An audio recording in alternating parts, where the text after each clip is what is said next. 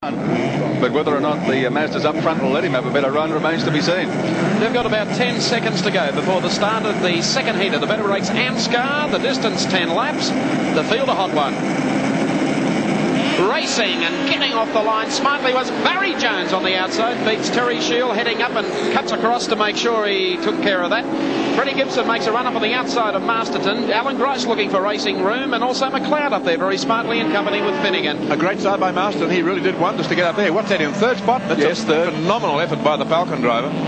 Finnegan's back there in the ruck, as did Grice. They've got a hard job ahead of them, and while it seemed for a while that Fred Gibson had made a good start, he lost a bit of ground. He's now pushing on the inside of Masterton. He's just shoveling his way through. Masterton is finding that you start pushing, you get pushed back, and he had to go wide to let Gibson through, and Gibson should be in third spot as they come barreling into Honda first time, and it's Jones in front. Jones is leading Finnegan. Gibson's coming third, then it's Masterton, then it's Finnegan, who's done wonders to get up so far. No, it's Grice just in front of Finnegan. A great scrap going on through the field. They are flying, but it's Barry Jones in the red Mazda RX-7 who'll go across the line for the first of these 10 laps in this Better Breaks AMSCAR touring car race. The winner last year of the CRC final in company with Alan Jones. Barry Jones stayed behind. He's been winning races. Alan Jones has gone back to Formula One. To the top of Bitcher Pave Hill as we watch the cars go through. Here's Barry Jones with Terry Shield.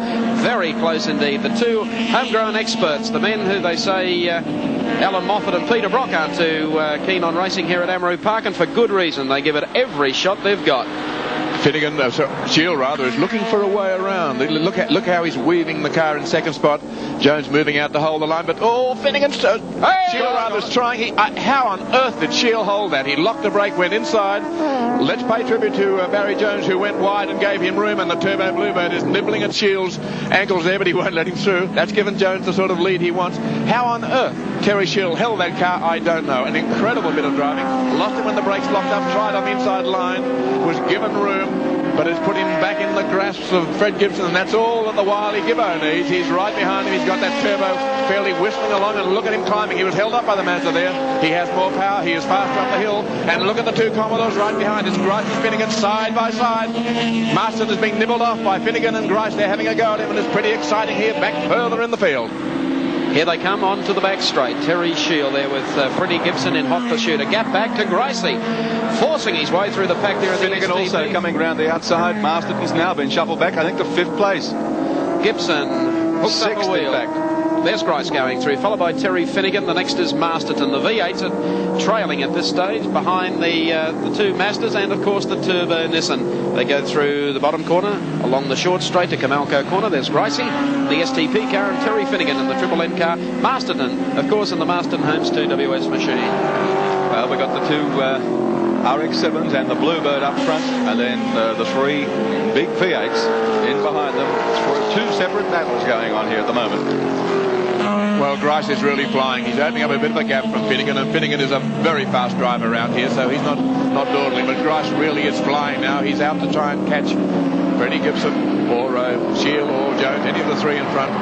He's got a long way to go. You just saw the car flash by now. Grice goes through. That's the margin. It's only about 1.5 seconds, so it's not much of a margin he has to make up. And look at Grice here swinging out. He's holding up for... Oh, that's a beautiful bit of driving. He went hard there. He knew that the inside wheel would lift, and the wheel just skimmed across the top of the curb. That would have to be the quickest way around that corner. Alan Grice knew it. Alan Grice took it, and Alan Grice is in pursuit of the leading three, but he's back in fourth place. He won't be happy with that.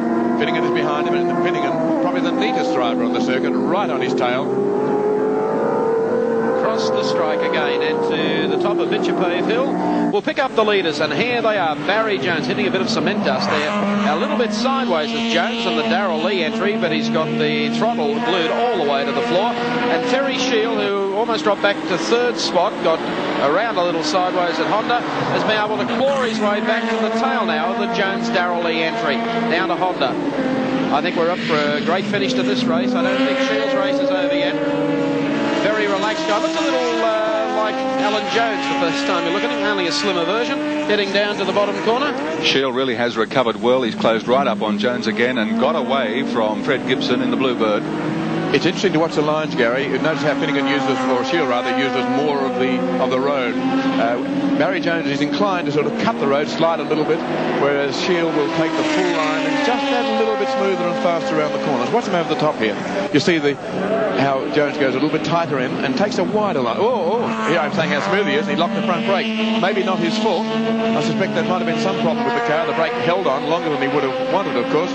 But they do come over the top of that hill going very, very quickly, and maybe he found he was going just, say, 5 or 10 kilometres an hour too fast, had to lock off the brake, lost some speed. He's getting it all together now. Let's watch him here. He's very smooth on the track, Terry Shield. But he'd be annoyed with himself for locking that brake, whether it was the car's fault or his own. I suspect he just went a bit too deep, just trying to nibble back a bit of time, because he doesn't have that much time to go. It's an 8-lap race. 4 laps to go. It's not a lot, particularly against a man who's as wily and as skillful as Barry Jones, who really is one of the great touring car pilots in Australia. We don't see him in enough races, mainly limited by finance. It's his father giving him a signal board from the pits. And Jones has himself a pretty fair lead here now. Over the top and down into Dunlop Loop. You can hear the cackling of the Mazda RX-7, a man who has put a lot into the development of the car, and that, of course, is Barry Jones. See how he's using the road, just dropping the wheel off there on the edge and going just a little bit harder in some ways, and chopping his lines a bit more than Shield does. We'll watch Shield through here. Shield working a little, not as hard at the wheel as Barry Jones, but Jones is obviously trying to keep Terry Shield out for this 10-lapper. Shield closing up as they go through Winfield. Gibson about 8 or 10 car lengths behind, and then about 80, 90 metres back to Alan Grice in the STP Commodore, and Terry Finnegan behind him. 3 laps to go. Jones up Bitchapave Hill. Yeah, it's a fascinating contrast in driving styles between this leading pair. Barry Jones, a little bit more aggressive in style, works harder at the wheel, taking the line out there. Of course, he may have a different tyre combination, which forces him to drive that way. Shield, who doesn't work quite as hard at the wheel, seems a little smoother. An interesting comparison. The best way, of course, is the quickest way. At the moment, the quickest man there is Barry Jones, and he's the fella in front. Fred Gibson has been closing up a bit. While these pair in front have been in fairly close company, Fred has managed to get back a little bit. He's probably picked up a length or two in the last couple of laps. And I don't think Howard Martin, the Nissan team manager, will be unhappy with the performance of Fred Gibson. They had trouble earlier on, which prevented them from running in this race because of him breaking a drive shaft, so he missed the race. And this is very much an exploratory sort of run. Here's Fred Gibson. Watch the way he hunches over the wheel. He really does tuck his chin in and drives hard. You can see him talking to himself, trying to psycho himself up. He's making up ground. There's no doubt he is really catching Shield. Fred will be aware of that. The pit signals will be telling him that. He knows that he only has another 2 laps to go, so he'll be trying very hard. Over the top comes Fred Gibson. So Terry Shield is the second place getter, and up front Barry Jones. There he is. He's the race leader. Jones, Shield, Gibson. Then we've got Grice, Finnegan and Masterton, Wilmington and Keogh in a whole clutch of V8s, but they've been left behind by those little cars up front. That's a good performance by Jim Keogh in his first time out in the Commodore, which augurs pretty well for what he might do later in the year with Toshiba backing, and therefore the sort of money he needs to go racing in the proper way. And let's look at the front here, because Barry Jones still driving hard, and see how he took a slightly shorter line. Didn't go quite as wide, had to correct, whereas Shield let the car drift right over. Again, he tucks the tail in. I don't think Shield can do it, and if Barry Jones wins the race, it'll be a very popular victory, because he's well liked around Amaroo Park. He and his dad. But Terry Shield, he clips that curve again, and he's going hard there. He's only got 3/4 of a lap to go. And he's sliding a little bit there. He may have a tyre problem. Just managed to hold it well. Wearing a little thin, getting down towards the closing stage of the race. Just half a lap to go.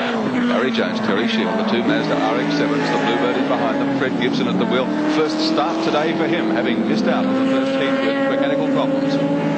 Well, Shield is closer now, but Jones only has 2 more corners to negotiate and 1 car to pass. There's a Capri just ahead of them. Let's hope he sees them and gives them room. It's an awkward part of the circuit. They want the part of the track where he is. Jones goes on the inside. He's going to win this one. He's got Shield following behind, but I don't think Shield can do much about it. And it'll be Barry Jones who crosses the line first, and there's cheering from the crowd. They love this fella, and he's won the race. Barry Jones is first. And that's a good win to Barry Jones. Made up for some of the disappointment of his defeat in the earlier event.